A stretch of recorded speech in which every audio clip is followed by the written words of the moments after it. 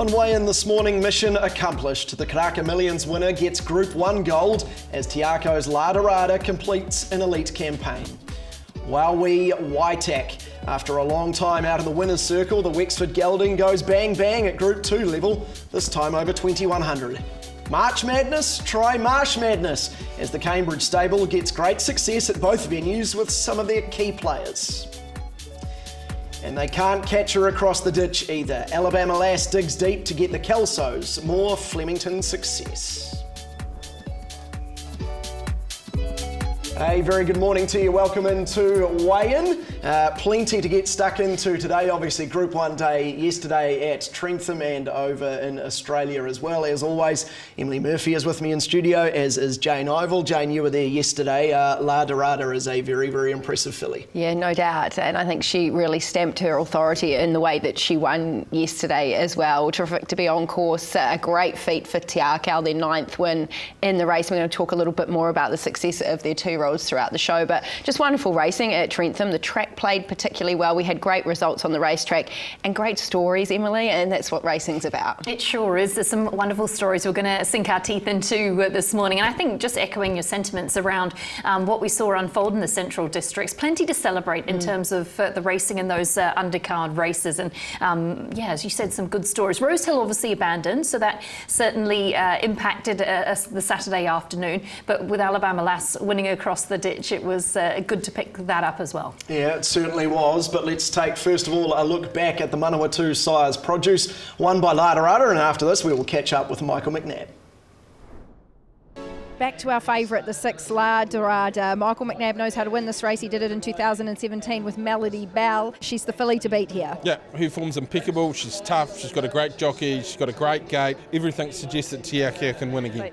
Our final Group 1 of the 2024-25 season. It's the Group 1 Sires Produce Stakes. Set to go, ready, racing, beginning brilliantly, Landlock off the inside. Pacific Breeze was just a little slow to go, and Born to be Royal is going back towards the tail end of the field as well, and getting back there, Shameless Star. Third in the race, Landlock, and fourth on the outside is the favourite Ladarada. She's in a great spot early, and the pace is right on there, burning in the size. Around the corner, McNab lets her go. Ladarada ranged up to take the lead over Too Sweet. Hostility coming after them. I think K Vega for luck, Intention wider, but Ladarada, she raced to the lead with 150 to go.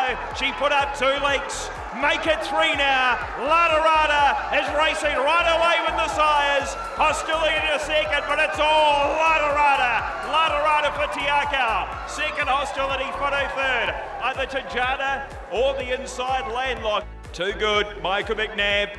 Peach of a ride. Ladarada delivers for favourite punters. She's been terrific this preparation. She's a tough, tenacious filly. Michael McNab picks up his 2nd win in the race after scoring on Melody Bell back in 2017.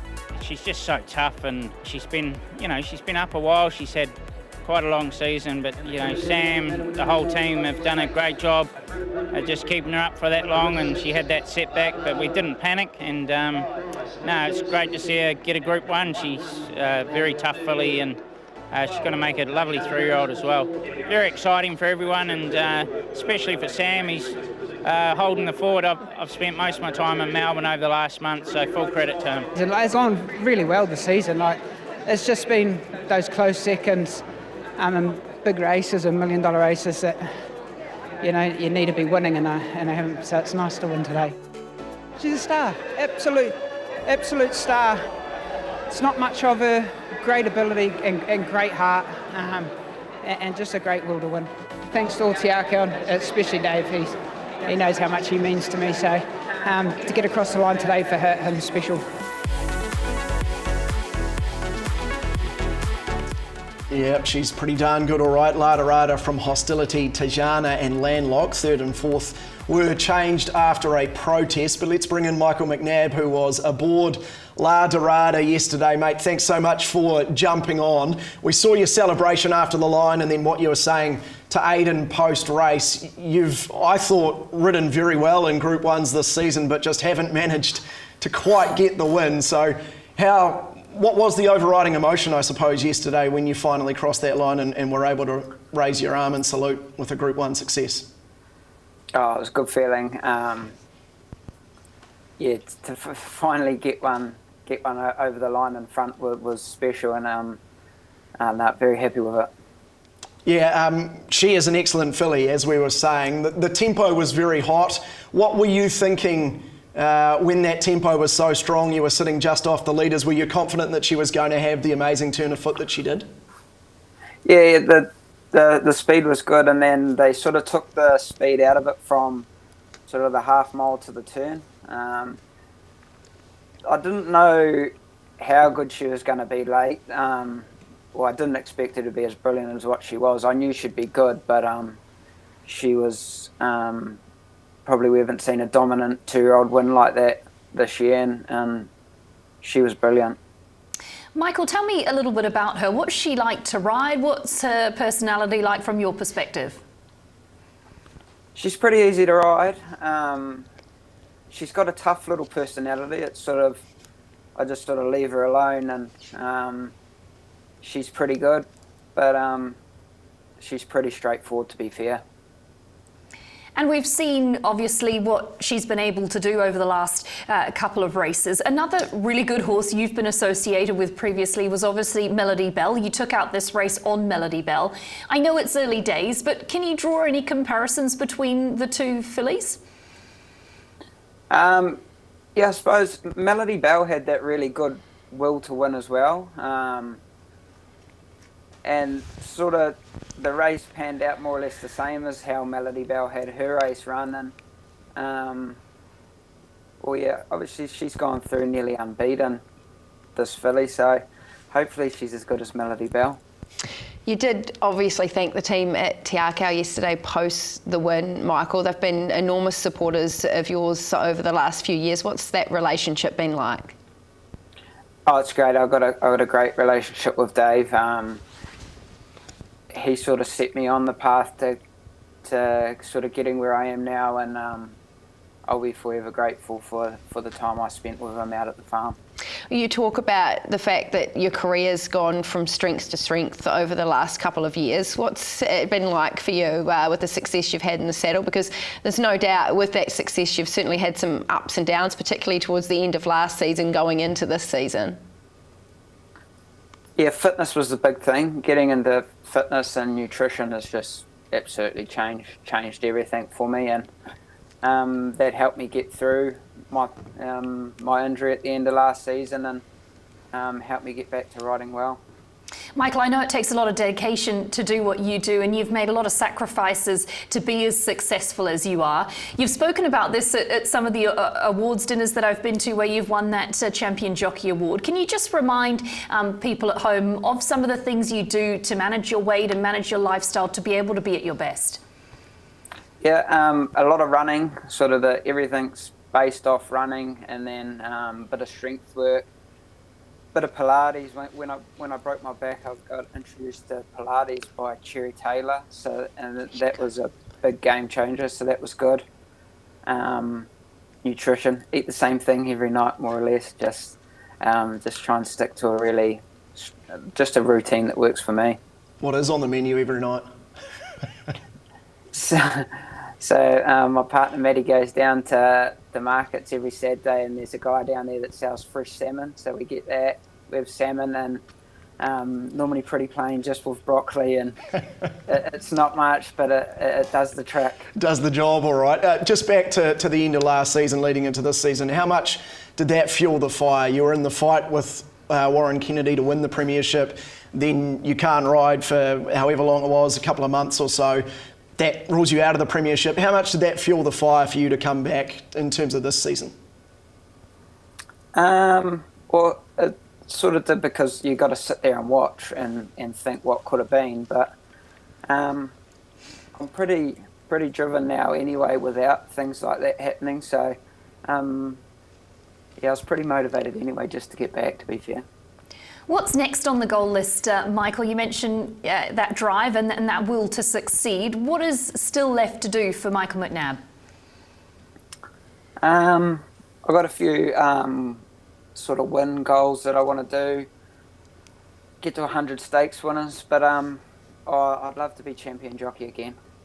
Where's the drive come from, Michael? Like, what was the catalyst for change that set you on the path that you're on now? Oh, I probably got sick of letting people down, to be fair, and the main thing, letting myself down. So that was it, and yeah, pretty much away we went and haven't looked back. Good on you, great attitude. You also had another one yesterday with Slipper Island. What did you make of that performance? Oh, he's in stunning form. He's always shown good ability, but he's in great form with great confidence, and we've sort of worked out how to ride him now. You've just got to leave him alone early, and he can be really good late for you. Michael, no rest for the wicked. You're off to Tauranga this afternoon. I know it's a racing review show, but can you give us a little guide into one to Tauranga this afternoon? Well, Aidan was pretty keen on my horse in the maiden staying race, so we'll go with that. Good stuff. We will keep tabs on it. Hey, we really appreciate you jumping on, mate. Thanks so much for your time, and safe travels and riding today at Tauranga. Go well. Cheers, thanks for having me on.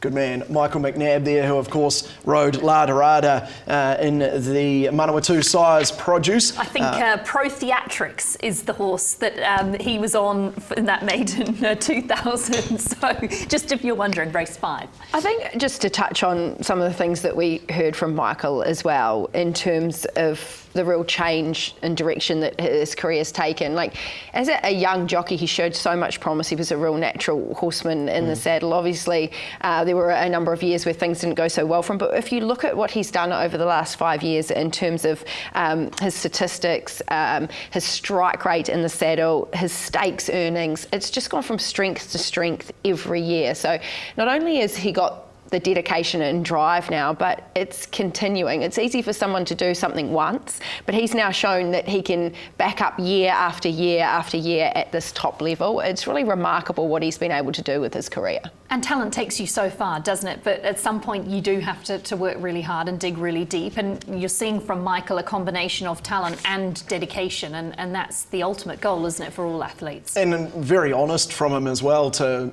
kind of sit there and say, well, it was on me to take it upon myself to be better outside of the saddle, to then make myself better in the saddle as well. And you've got to say that the results are absolutely working for him. Like, he's getting results from what he's doing. So he's doing fantastic. Right, shall we take a look at the race itself? La Dorada beat Hostility in a Tiaka Quinella. Tijana third, as I say, after a protest with Landlock's Tajana's connections rather protesting against Landlock, and the results were reversed in terms of third and fourth. Let's get over to the wall and look a little bit further at how the race panned out, team.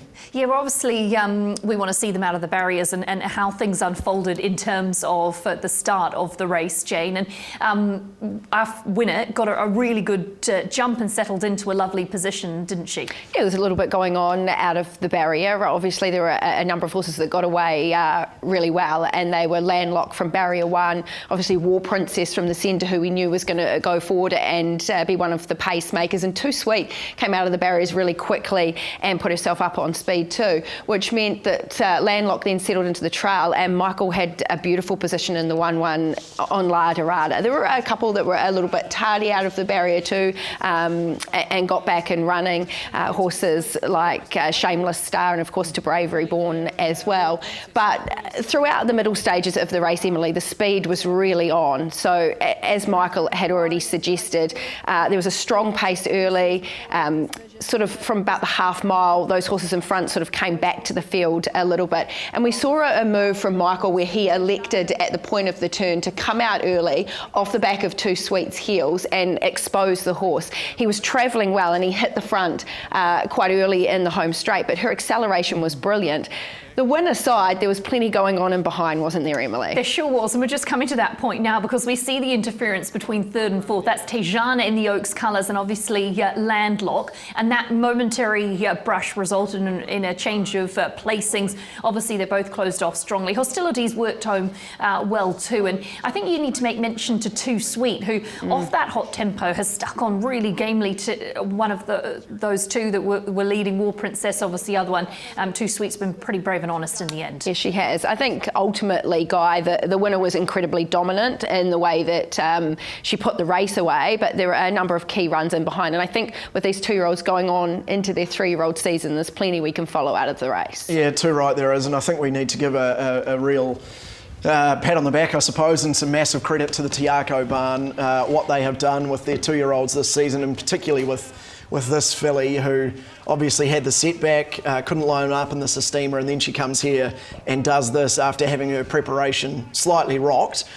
Just shows, I think, how good they are at what they do. A Quinella in a Group 1 race, I mean, they've taken out every major 2-year-old feature. I think you have some good statistics on that, but just so astute at preparing these 2-year-olds, having them at their best, maintaining their form for a season. It's so hard to do, and to handle that 6 weeks between runs is exceptional from Team Tiaka. She's good, Ladarada, and I think there's quite an interesting debate around 2-year-old of the year and where that lands. Obviously, she won a Codigo Million, she won the Breeders' Stakes, then she won the Group 1. Return to Conquer is unbeaten. He's a Group 1 too, and I think we were saying all of his wins have been at stakes level. So it's been a really intriguing 2-year-old season, hasn't it? It certainly has, and I guess those debates are going to continue when voting starts for 2-year-old of the year. But I think credit where credit's due in terms of Tiaka and their 2-year-olds. They just have a formula that works, and when you go back and have a look at the history of the 2-year-old races and the way that the 2-year-olds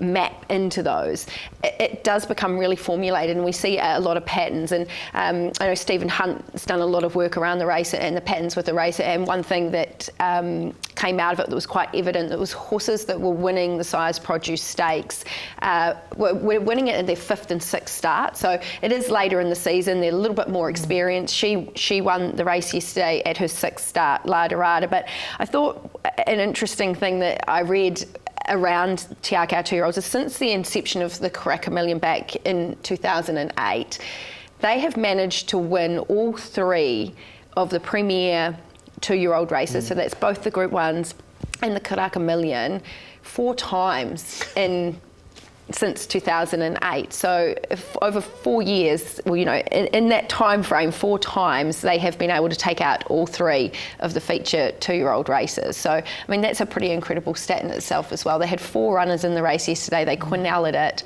and no other barn's been able to do it once. No. And I think what they can do with the horses post their 2-year-old season, I mean, we've seen a number of their best 2-year-olds go on to become champion older horses. You know, Melody Bell with the most winning Group 1 record in New Zealand, horses like Avantage. They've been able to maintain that form and produce some really nice horses in the future. And Ladarada sort of screams to me a horse that we're going to see a little bit more of. She's tough, she's a winning machine, she's professional, she loves her job. She's actually taken me by surprise a little bit, because when I first saw her and saw her on type, to me she was just this perfect little balanced 2-year-old, and she looked like a runner, and that's what we saw from her, for she was professional. She jumped out the gate, she put herself in the race, she was fast. And my query was, can she extend on that? Is there more than just this really speedy, tough 2-year-old? But I think she proved without a doubt yesterday that there was, because she ran a strong 1,400 metres. To sit up on a hot tempo and to be able to sprint off of it like she did suggests that, look, she may even be able to, as a 3-year-old, stretch out to a mile. So I think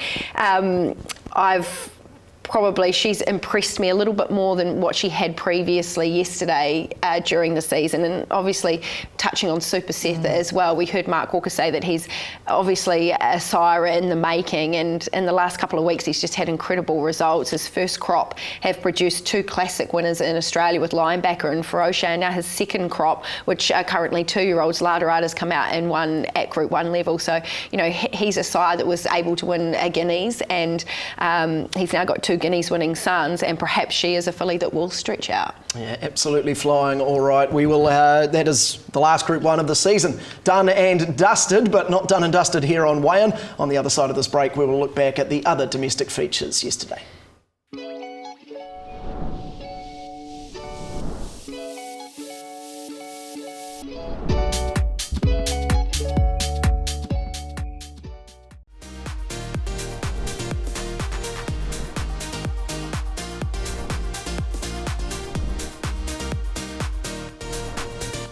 Race 7 is the Group 2 City of Palmerston North Awapuni Gold Cup. Runner number 1 is Waitak. It's certainly been a race that's produced some phenomenal winners over time. Let's find out who wins the 2025 edition. 2100 metres, Group 2, ready, set, racing.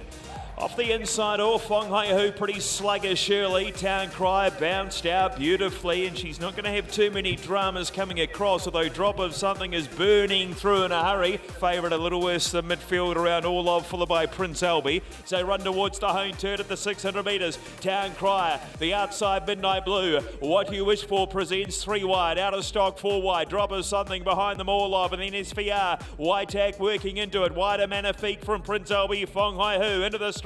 Town Cry the leader. Down the outer, here comes Waitak, starting to rumble home. He moved up very quickly. Waitak, give it his head, race to the lead. What You Wish For, Town Cry, Magnifique rattling home, but it's all over. It's all over, Red Rover. Waitak races away. That's another big win. Waitak too good, Magnifique brilliant. Third, don't know. Town Cry was hanging in there. Whanghaihu was storming home. He raced away, Waitak, once he loomed up.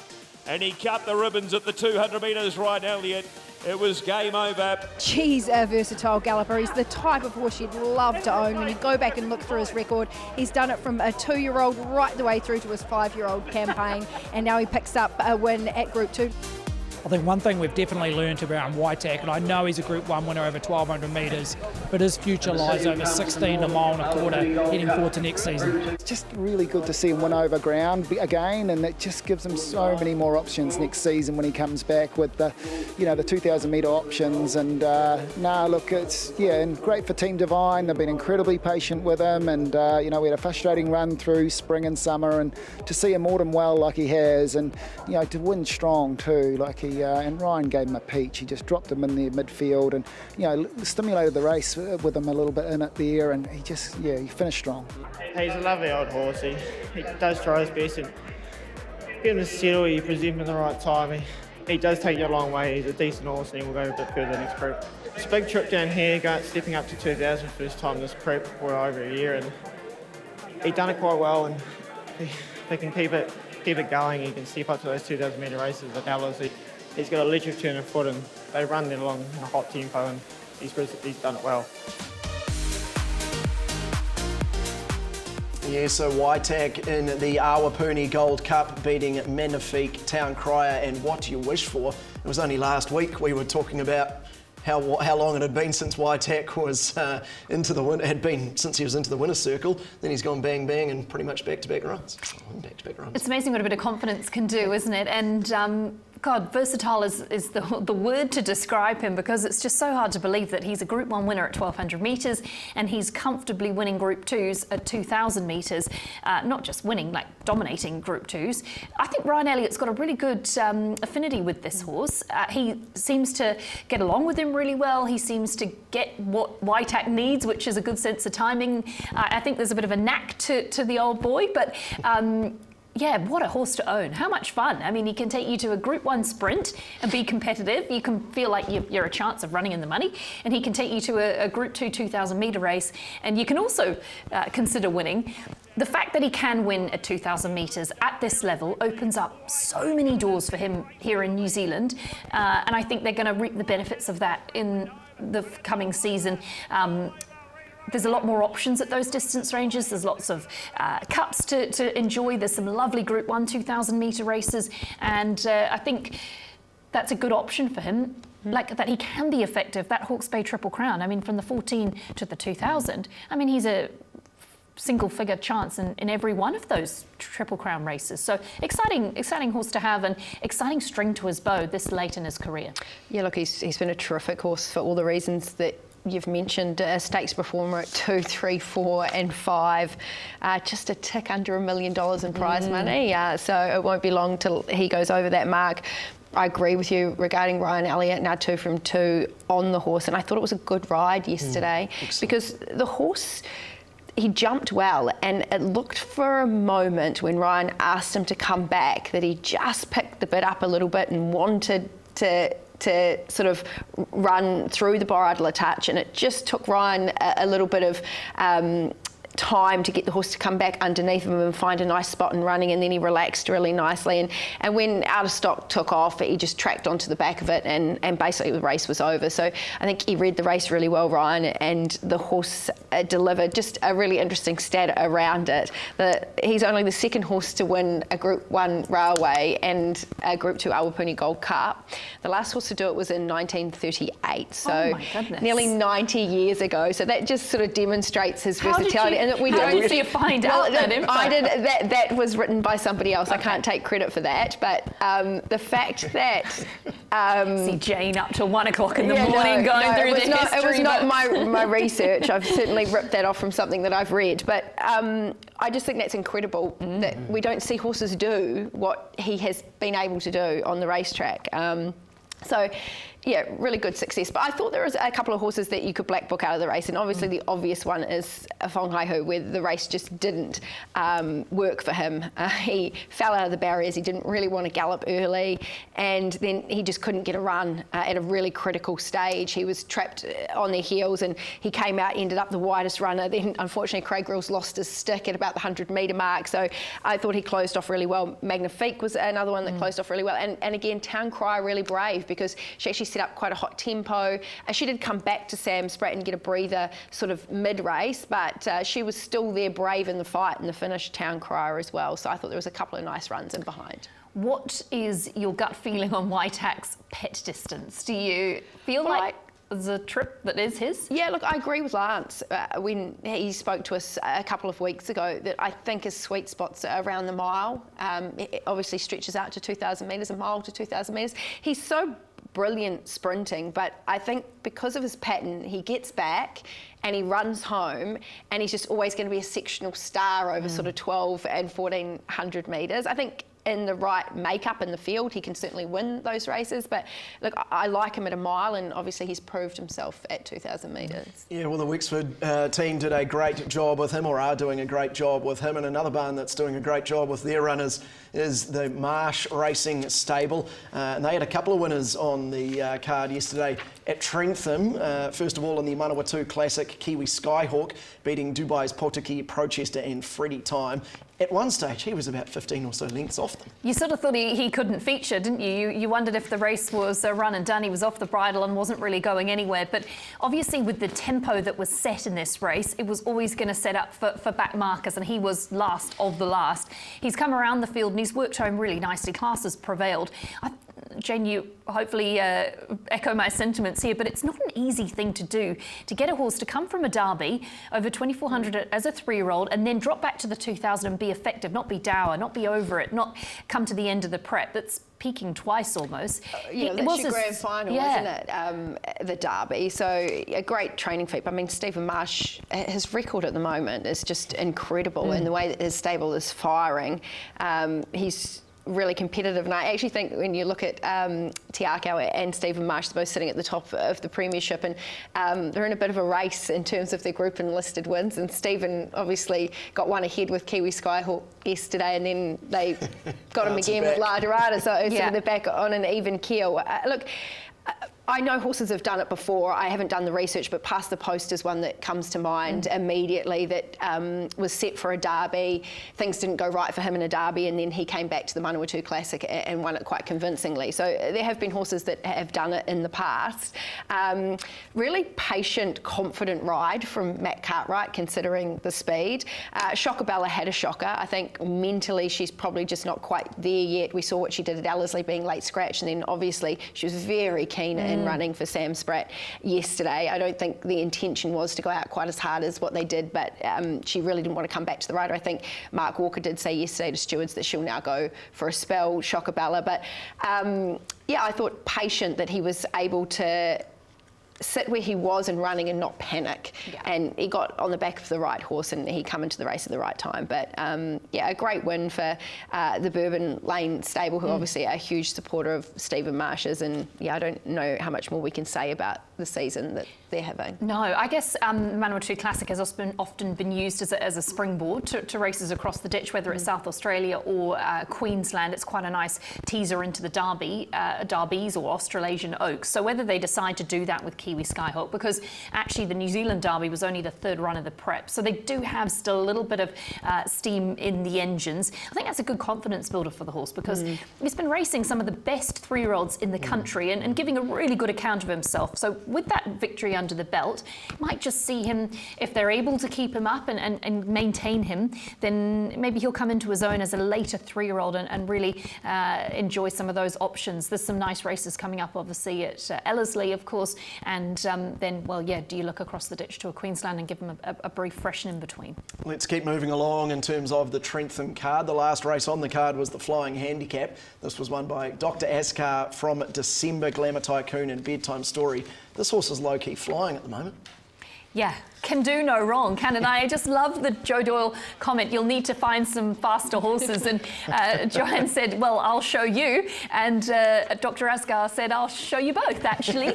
I think we can talk about the win, how gutsy it is and the record it's put together and what it's been doing of late. But the real story was the post-race interview and the story that unfolded in the naming of the horse. Obviously named after the doctor that saved Joanne's son's life, which is a remarkable story. He knows that the horse is named after him, and God, it's just one of those fairy tale stories, isn't it? Where things come to place and people get rewarded. And that was, I feel like, one for the good guys. It certainly was. I think it was the best story that came out of the entire race meeting yesterday, and I think that's what racing is about. Joanne Moss doesn't have a big team of horses. I think it's terrific that she's got a horse in her stable of this calibre, and he keeps stepping up, this horse. As we spoke about it yesterday, he won his maiden just after Christmas. 27th of December. And he's now gone through the grades really quickly. He looks really progressive, and he's been able to pick up a win at listed level yesterday for the team. His record at Trentham is incredible. He loves the track. He's now won 4 races in a row. Joe Doyle has a particularly good relationship with the horse. He's been able to get the best out of him. And I know he wasn't the easiest horse speaking to people about him earlier in his career. He hasn't always been the most tractable, most easy horse, but things are falling into place now. And I think given we now all know that backstory to the horse, there's not going to be too many people that don't support him as he goes along through his career. I hope the doctor has a TAV account and he just out of loyalty has been following, because the past 5 of 6 or whatever it is, I think he'll be duly rewarded at some pretty handy odds too each time that he steps out. I hope in his doctor's room he's got the winning photos of the horse. I think Joanne said maybe yesterday's one would be posted to him for a good one to have on the wall. It is what we love about racing, isn't it? It just truly delivers some great stories on quite a few occasions. We can stay at Trentham for one more race to take a look at, and that was the 3-year-old handicap over 1200 down the chute. This is another Marsh runner in those Bourbon Lane colours. Super Photon, very impressive. Another 3-year-old who was really good in the spring, raced some of our best horses in New Zealand and was turned out and was only resuming rest yesterday. So I think that gives even more merit to this performance, Jayne. Obviously, the second favourite in the race was I'm All In pre-start, and that had the residual fitness, the race day fitness. Super Photon was coming off a long break. I know that the Marsh stable have a good opinion of this horse, and it was justified by that return. Stephen's got a couple of really nice horses heading into the winter. Love Poem, who resumed so impressively, quality filly. This horse who's just coming up at the right time. And they have some nice options in terms of where they go with the 3-year-old. But what a return to do that fresh, nice training effort. Yeah, it was. And I think a key with this horse was the fact that he'd been gelded in between racing preparations. I think he'd also had tie-back surgery. So I think they were battling a few things last preparation with the horse. Really nice for them to secure a win fresh up, because as you mentioned, there's probably a lot more improvement to come from the horse. He does seem to perform really well on rain-affected tracks. I think the question for the team yesterday was that we saw an upgrade to the track to a good 4, whether he could cope with that, and he seemed to do that really nicely. And I think he's still learning his craft a little bit too. When you watch him in the concluding stages, he still really hasn't learned to get his head down and to run straight. He was still a little bit wayward, so there's more to come. Bred on the same cross as Feroce. We've already talked about Super Seth and what a wonderful season he's having, obviously another son of Super Seth. But I genuinely think that this is going to be a really good form race going forward. There were some really nice runs. Anushka, she's a star, obviously really tardy out of the barrier, but super in closing, made up some really nice ground.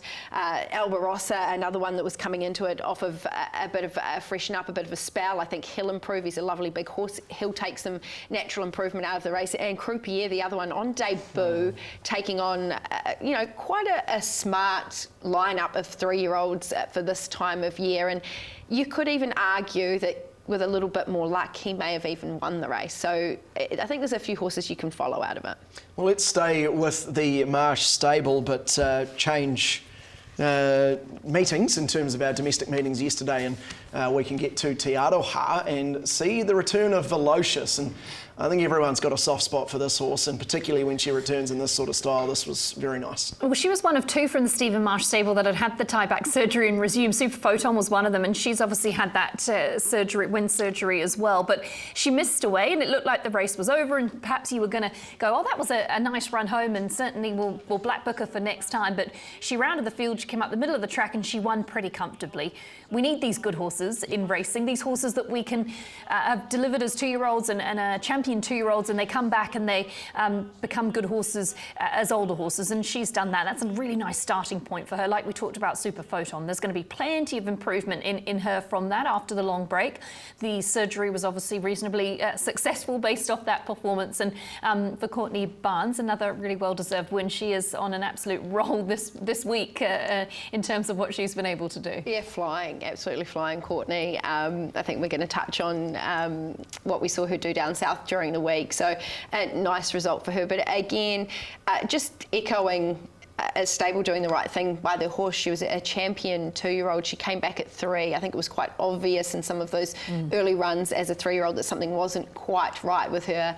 They put her aside, they addressed that, so they've put the horse first at every point in her career. So I think really nice when you've got a champion 3-year-old, you always want to see them come back and train on and deliver, and the fact that she's been able to do that first up was really nice to see. Yes, indeed, and as you mentioned, Courtney Barnes not only had a good day yesterday, but she had a pretty darn good day at Wingatui as well during the week. 5 winners down south. They're stretched across the track, but No Party up wide with momentum. The favourite zoomed up, hit the leader 1. No Party is beaten. Second, Luck and Bark out wide. No Party gets the prize here for Brian and Shane Anderton and Courtney Barnes.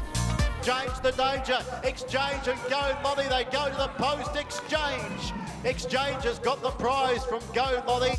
Out wide, Courtney Barnes and the Andertons with a double.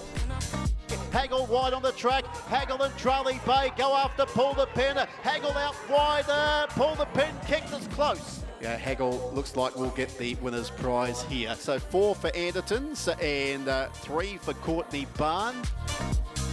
But it's Move On racing away. Brian and Shane Anderton, Courtney Barnes having a real day out. Move On bolts in. Move On first, Aquaman second, Stout third, just in front of Marbay and Albazinger. Move On, number 10, 4 for Courtney Barnes, 5 for Brian and Shane Anderton. It's going to be Courtney Barnes again. There's an Imperative in front. Southern Country flying. I think Imperative knows the Southern Country. The inside has won, they tell me. Imperative by the narrowest of margins. So Courtney Barnes with 5 and Brian and Shane Anderton with 6 winners on the program today.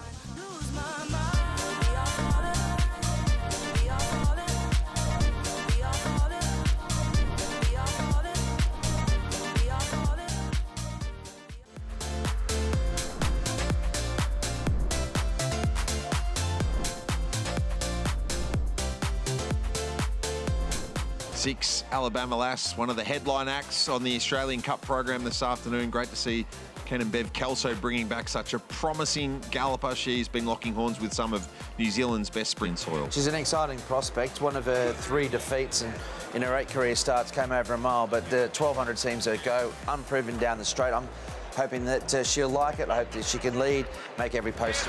The field is set. ready, and they're racing, and Daggers from the centre jumped away pretty well. Grinzinger pod out fast. Alabama Lass over on the far side began very speedily. Widest, Alabama Lass, 250 metres to go. A length in front of Rich Dotty, winner's edge. Gallant Sun the outside, then Bridal Waltz. Alabama Lass, 100 metres to go. Still a length in front. Gallant Sun wearing it down, but it's the Kiwi Flyer holding on, and Alabama Lass beat Gallant Sun. Third in the race was Rich Dotty, followed by Jasmine Rouge, winner's edge, and then Amelita. 2 years ago, after their filly Legato triumphed in the Australian Guineas, Ken and Bev Kelso thought on the trip back to the airport, we might as well pick ourselves out something from the English Premier Sale. It turned out to be a $120,000 investment in a daughter of Alabama Express. Her name is Alabama Lass, and you know the rest. She's really shown how good she is over there by beating their best horse in the older horse, and she's only a 3-year-old filly, and I was really fortunate and delighted to get the call up and ride. It was a great race to come over for, and he's obviously got a great team around him, and he brought the right product and didn't waste anyone's time. Oh, stunning. I mean, she's just a very fast filly. She just puts herself there and keeps going. No, she's pretty special. She tries really hard, you know. She's and she relaxes early in a race. Like, she's really fast, but she just drops a bit and, you know, just lobs along. So she doesn't exert a lot of energy. That's a shame Bev can't make it now. You know, she'd love to have been here like she was Australian Guineas, and just a shame she can't make trips now. But I'm sure she gave that couch a bit of a hiding.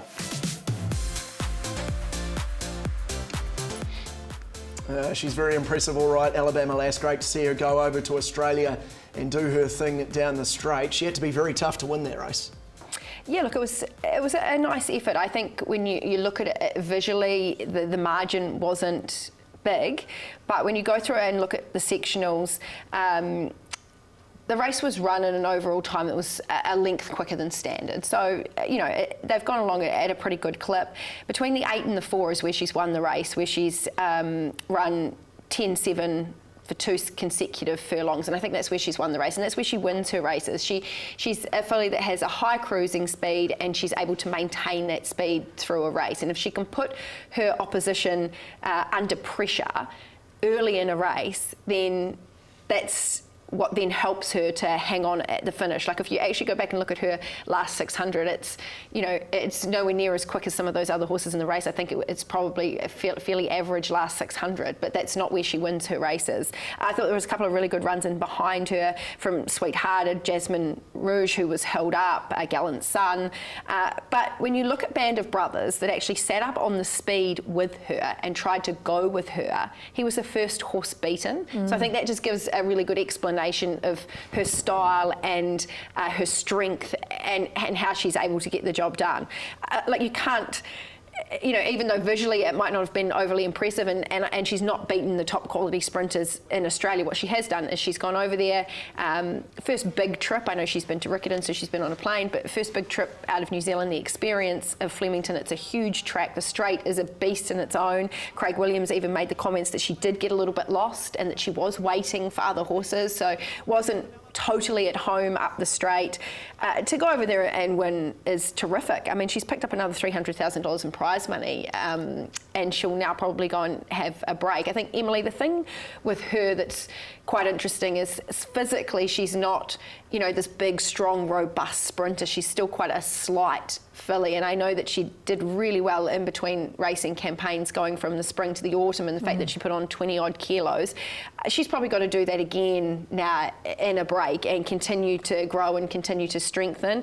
So I think great that they've ticked that box, and I think there is still plenty more to come from her. It's just going to be really interesting what path they decide to go with her when she comes back. I guess the trip to Flemington was like a dip your toe in the water, wasn't it? Just test the water, see how it goes. It's very controlled, very managed, a lovely, suitable race that doesn't knock her confidence. They haven't gone, okay, let's go Group 1 racing in Australia, sprint racing, TJ Smith.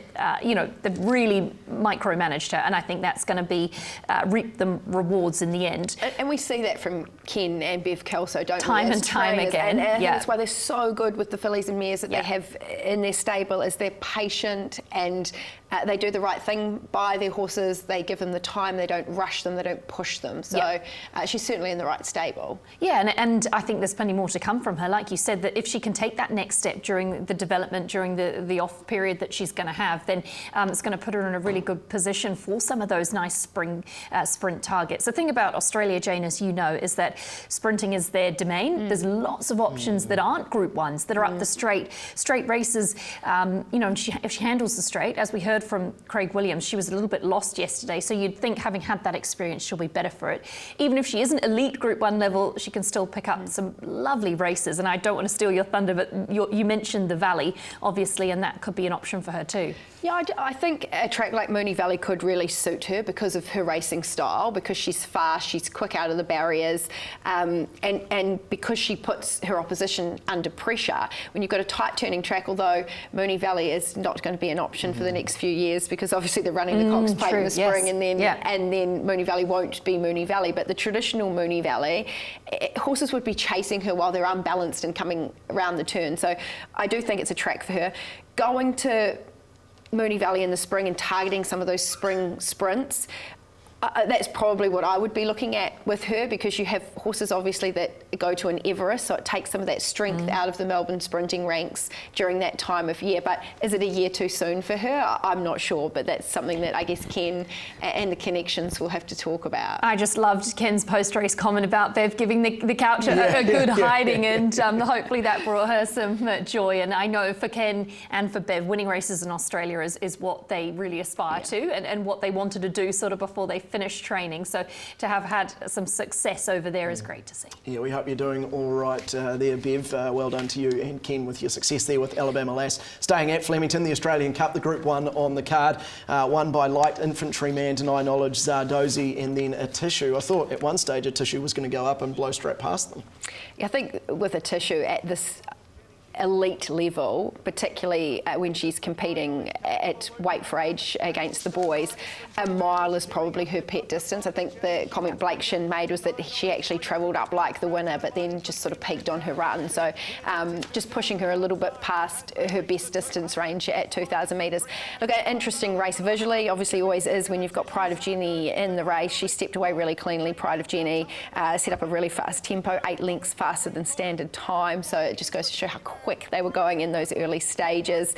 Light infantryman just mapped in the perfect place for the way the race set up. And a horse like Deny Knowledge steps away a little bit slow and isn't up putting pressure on Pride of Jenny. I think the race probably didn't map exactly the way people thought it would, but yeah, I just thought Ethan Brown gave him a perfect run, and I think Emily, I think the stable probably would have been really pleased with that result, given he came from Australia with such from Europe with such a high profile. He'd been a Group 3 winner as a 3-year-old in the UK, twice placed at Group 1 level in France. They bought him, took him to a Golden Eagle. That wasn't successful. They sent him back to the UK. He was then Group 1 placed at Royal Ascot, come back out to Australia, and he just took a bit of time to acclimatise. They had to take him to Perth to win his first Group 1 in the Northerly, and he just hadn't quite done it in, you know, those main states in Australia. So I think probably a little bit of relief that he was able to hit that elite mark in Melbourne yesterday. Yeah, and Kieran Maher said after the race that he was feeling pretty confident coming in with the chances of light infantryman, even though wasn't sort of one of the more fancied runners in the market, but it really suited the tempo of the race. It set up beautifully for him. And in terms of Pride of Jenny, well, Craig Newitt described the performance as a bit of a head scratcher. She flew the gates. I was happy with the first couple of furlongs. She travelled well. We got to the 1,200 metres. She was still there, but never finished it off. So yeah, pretty unlike her. Normally she sticks on gamely, so just have to reassess in terms of her. She was vetted on track. They couldn't find anything significant on the day, and I think what they were probably looking for was to see whether she had bled again, and that didn't occur. So I guess if something's going to come up, it'll come up in the next few days. That's good news. Let's stay on track there at Flemington. Waikato Stud had a winner in the last with Codigo. Yeah, nice performance by Codigo, and it really wrapped up what has been a sensational couple of weeks for Team Waikato. Obviously, they've had a huge amount of things going on, but really time has worked in Codigo's favour, Jayne, and now with a bit of maturity, we're getting to see the best of Codigo, and in the Waikato stud colours, no doubt even more special. He looked good winning a stakes race as a 2-year-old here in New Zealand. Stephen Marsh brought him across to Australia. I actually remember him when he stepped out at Flemington. I think he was placed in behind Stepati as a 3-year-old. A decision, I guess, was then made for the horse to go to Australia. Didn't show much sort of in that early preparation with Peter Moody and Catherine Coleman, but as you've said, Emily, time is sometimes all a horse needs, and he's now put together 2 Metro wins in a row. So, yeah, nice for Waikato start off the back of what's been a great few weeks with Super Seth. Yeah, and it was an emotional week for them as well. Well, a good week for them. The return of their boy, I Wish I Win, to the farm there just out of Matamata, and I thought they put together a fantastic piece with his return as well, miking up Mark Chittick, as we can see here, the dog's running alongside.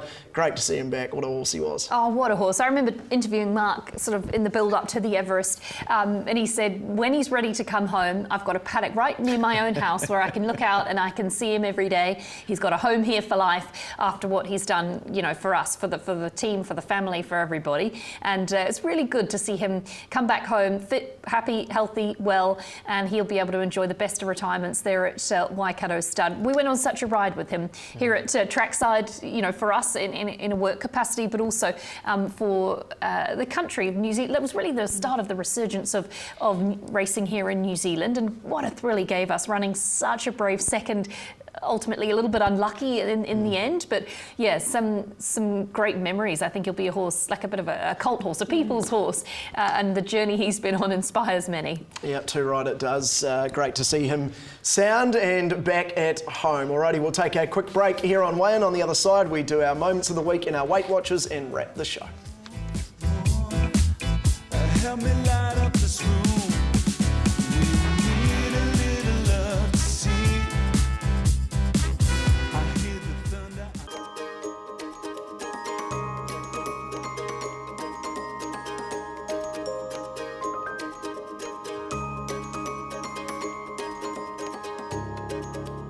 First of all, tell us about OnTrack.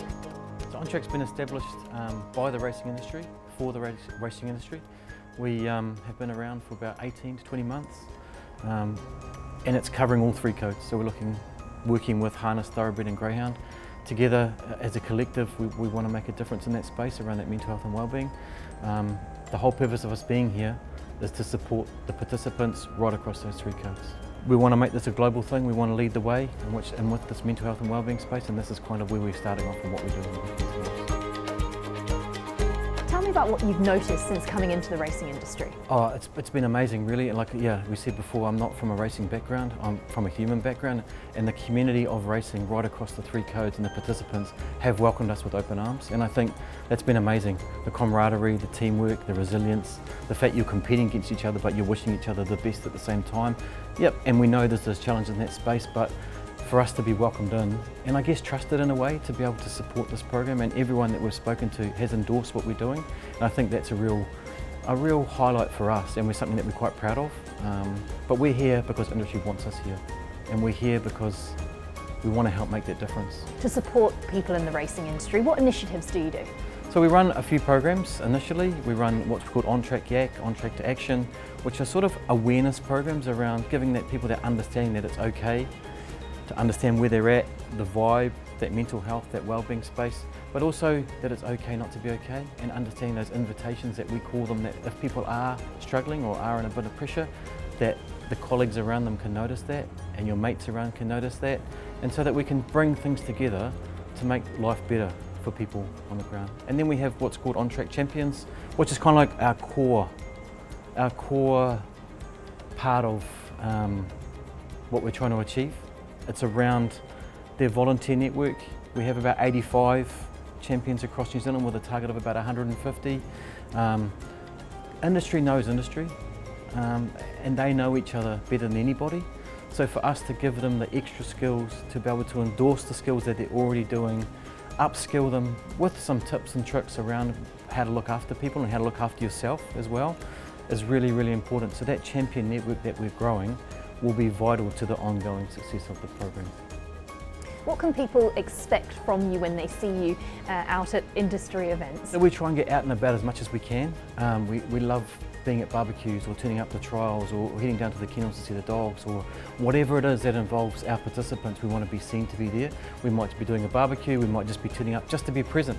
So seeing people who can see us, knowing that we're there. We've got the social media, we've got the Facebook page, the Instagram stuff going on, we've got the website, we've got the 0800 number that people can contact us on, so it's 0800 667 224, which is available 24/7.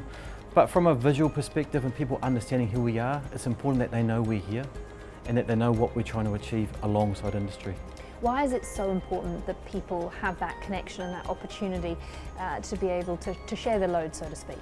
Yeah, we don't want anyone to kind of suffer in silence. We think it's incredibly important that where we live and the competitive nature of the industry and what things are, we want to make sure that industry people know where they can come to a source that's completely confidential. They can come and have a chat to us. We can then link them into a supporting organisation. We're not counsellors or psychiatrists, we're connectors. We're just people that are trying to make a difference for people.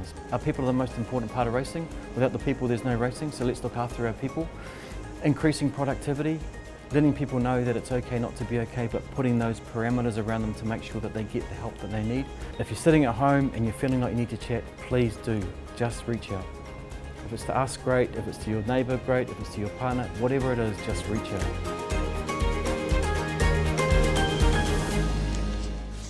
Yeah, such an important message there at the end of that piece. Great job from you, Emily, to go out and see the OnTrack team. And just a note, they do have two meetings coming up, or two sessions coming up. April the 9th at Cambridge Raceway, and then April 28th at Tiaka. Both start at 8:30. So make sure you head along to them. Really important work that they are doing in the racing industry.